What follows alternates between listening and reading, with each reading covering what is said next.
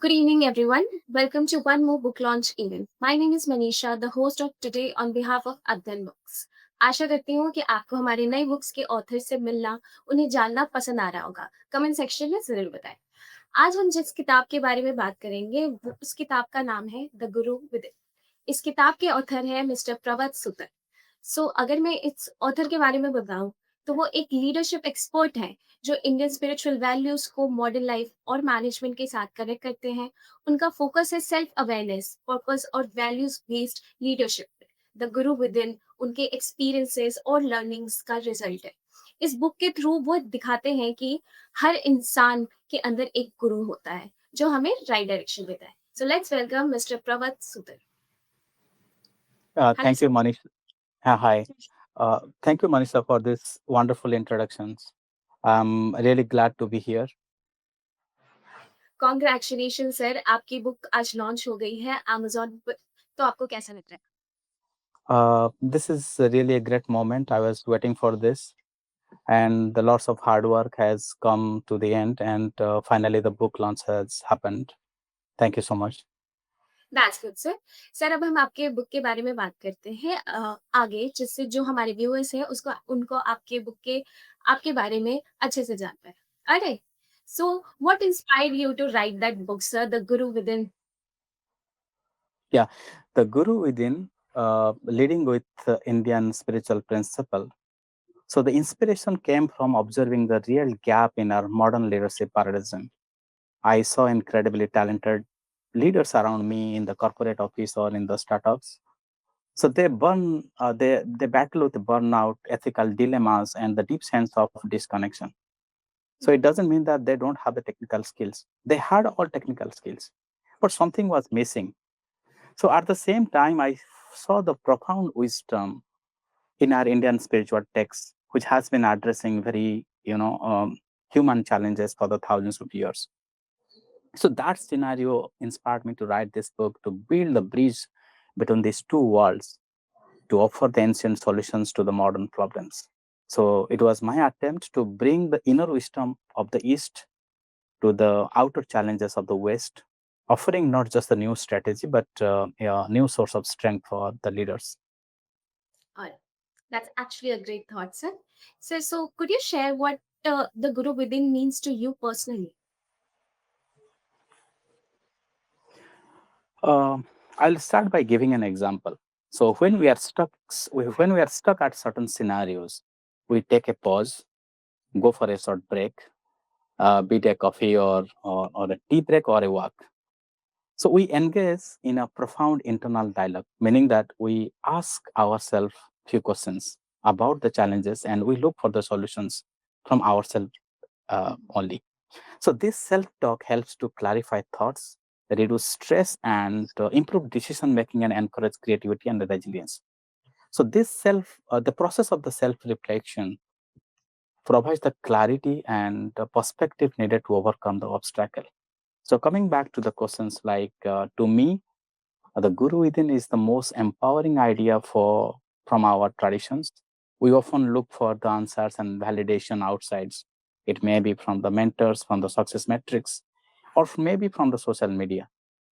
But the concept of inner guru reminds us that ultimate source of wisdom, clarity, and courage already resides within us. So it's that quiet voice of intuition that sense the inner knowing that tells us what is wrong and what is right. So my book is essentially the guidebook to quiet the external noise and learn to listen that inner voice. Yeah. All right, sir. So that actually shows a lot of observation, obviously, because you have observed a lot. That is why you have explained so beautifully. Right. So, may I know, sir, who do you think will benefit the most from reading this book?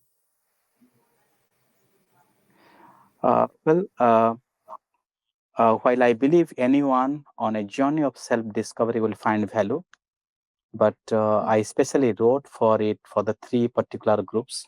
First, the aspiring and the current leaders who feel something is missing in the conventional playbook. Second, Mhm. who are seeking a more sustainable and meaningful way to work. And for third, Anyone inspired by the Indian philosophy, but unsure how to apply it in daily lives or modern lives. It is for those who want to lead with both success and significance. In addition, I would like to add that the book explores the fundamental principles such as dharma, meaning the righteous purpose, which anchors the ethical decision making; karma yoga, like selfless actions, which transforms work into the meaningful service; ahimsa, that's non-violence; and niskama karma, that detachment from the outcome, which encourages the which counters the ego-driven leaders. So the book also delves into the power of silence and reflection, emotional intelligence, and gratitude, which are essential pillar of the mindful and impactful leadership.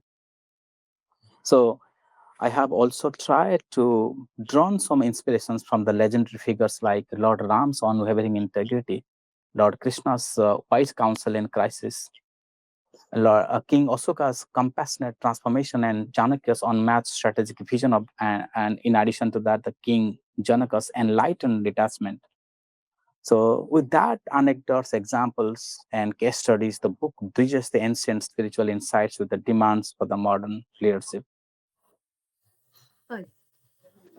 That's great, sir. So, how do you see the role of spirituality in modern leadership today? Because that is very important. So, what do you think about it?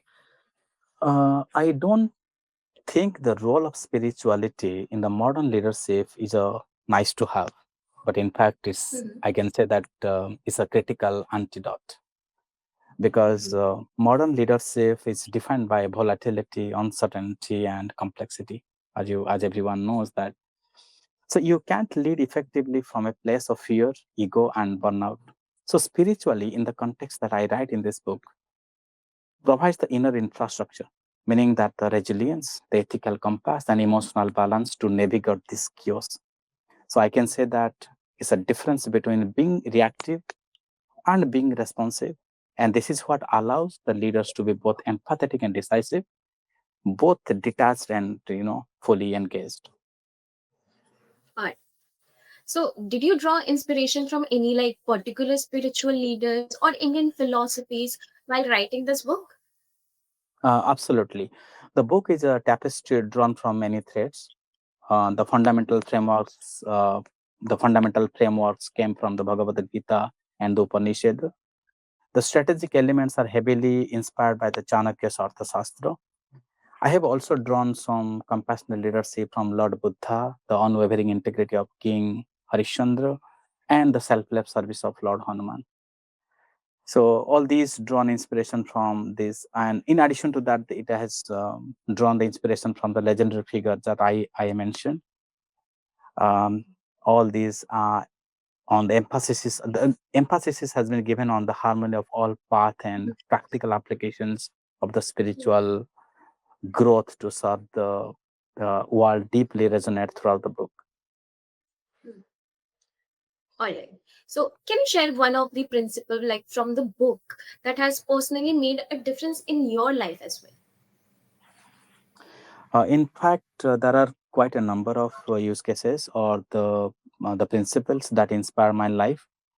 But the principle that deeply resonate me is dharma, not as a rigid set of rules, but as one's righteous duty and unique path.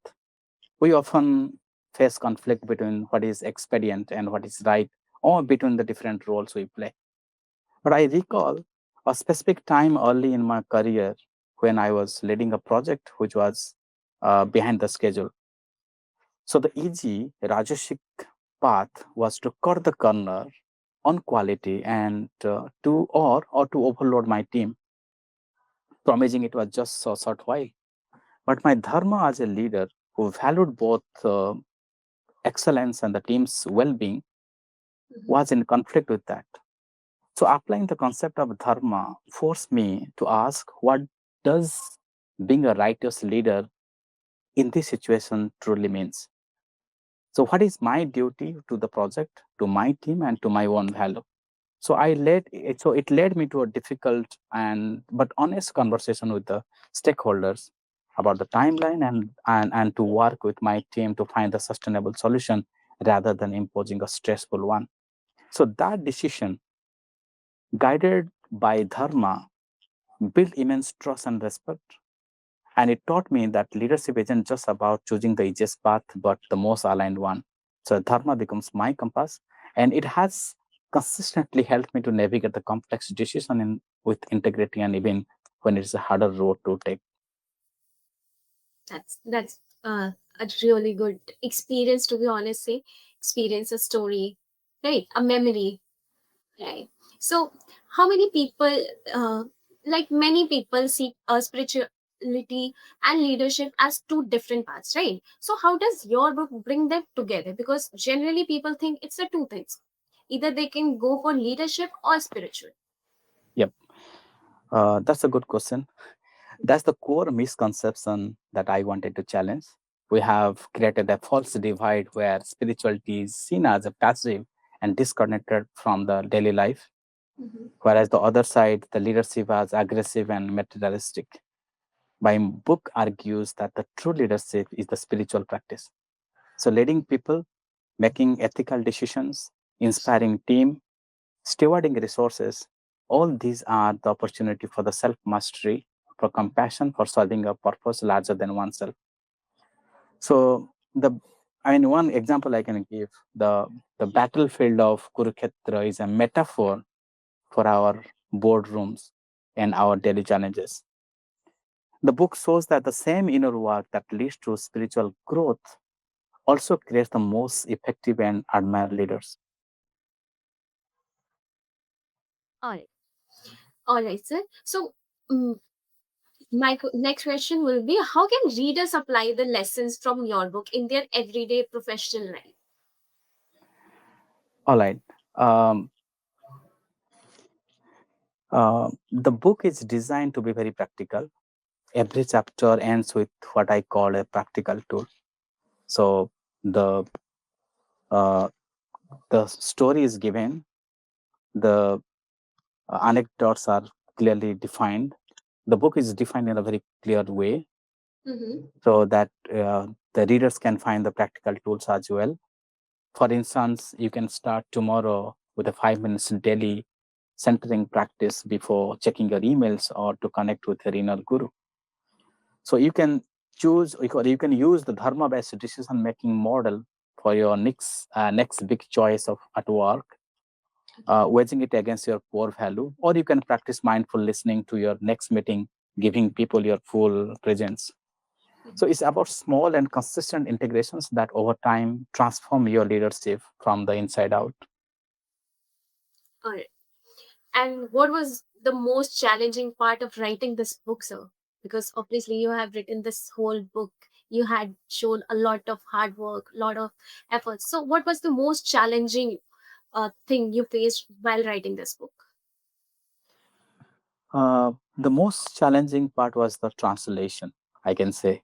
So, which is like taking a profound and sometimes abstract philosophical concepts and making them accessible, relatable, and immediately useful for the modern audience.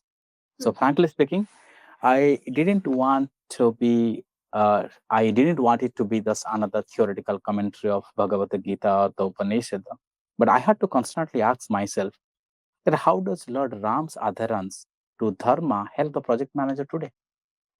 And how can a CEO use the three gunas like sattva, raja, and tamasa to manage their energy? So, striking that balance between this depth and practicality without diluting the wisdom was the real challenge.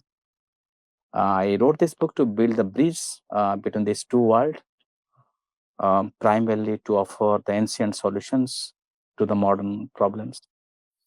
Fine. So, do you believe that anyone can become a guru within themselves? I absolutely do.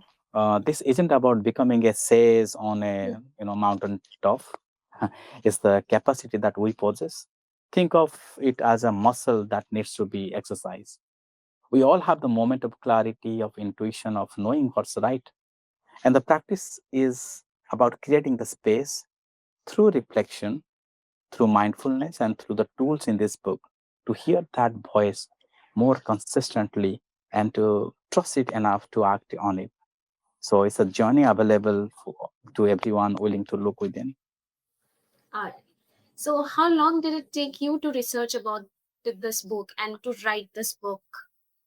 Yeah, the research has been a lifelong journey ever since my first exposure to this text. Okay, but the active process of structuring, writing, and refining the manuscript took about 1 year. So it was a labor of love that involved not just writing, but leaving the principle within or principle myself to test their relevance. All right. So, how has writing this book changed your own outlook on life and on leadership? Because it's a story around that only. It's a book that expresses that leadership, spirituality together. So, how does that change your own outlook? Yeah, so it has deepened my practice. I mean, yeah, it deepened my practice a lot. Writing about dharma forces you to examine your own choice. So writing about ahimsa makes you more aware of your speech and actions. So I have become more patient, more resilient, and I hope a little wiser because I had to go through all the reroute. Read.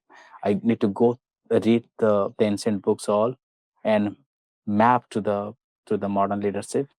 So it has reinforced my belief that the quality of your leadership is a direct reflection of the state of your inner world, and the journey inward is the most important journey that leader can take.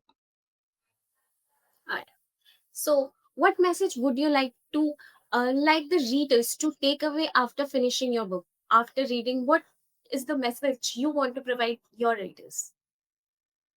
All right, there are 16 chapters altogether in this book, different stories altogether, different leadership lessons. But my core message is one of hope and empowerment. You already have everything you need within you to be the leader of the world needs today. So you don't need to look for the external model or guru. You may, but by turning inwards and connecting with the timeless wisdom we have inherited, and you can lead with authenticity, navigate challenges with grace, and create success that is not just profitable but purposeful and positive to all. Alright. So, are you planning to write more books or explore similar topics in future?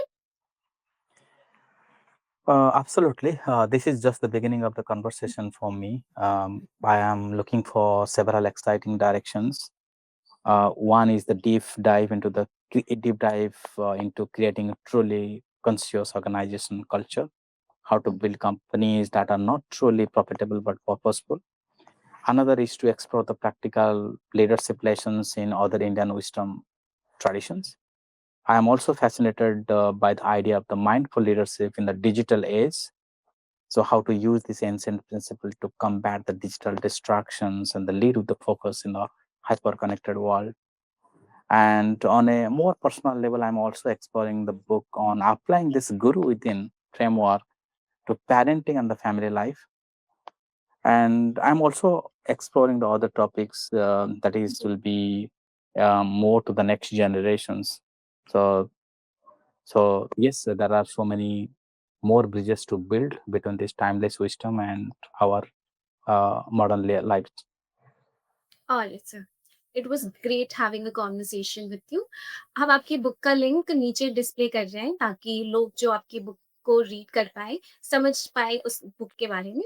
अरे, सो मैं अपने audience को बताना चाहूँगी the Guru within एक inspiring book है जो बताती है कि एक रियल लीडरशिप बाहर नहीं बल्कि हमारे अंदर भी होती है।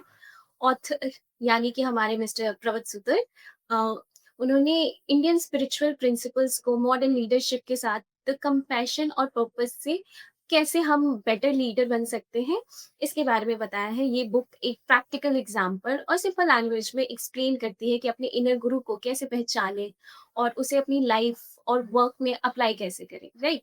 सो द गुरु विदिन हर उस इंसान के लिए है जो अपनी ग्रोथ, पीस और ट्रू सक्सेस खोजना चाहता है। So thank you so much, Mr. Pravitsutha, for joining this launch. Thank you, Manisha. Thank you, Manisha. It was a wonderful discussion with you. Thank you so much. Thank you so much. Thank you, everyone, for joining us. Thank you watching us. Do not forget to like, share and subscribe. ऐसे ही हम new new books और उनके authors के साथ आते रहेंगे। धन्यवाद।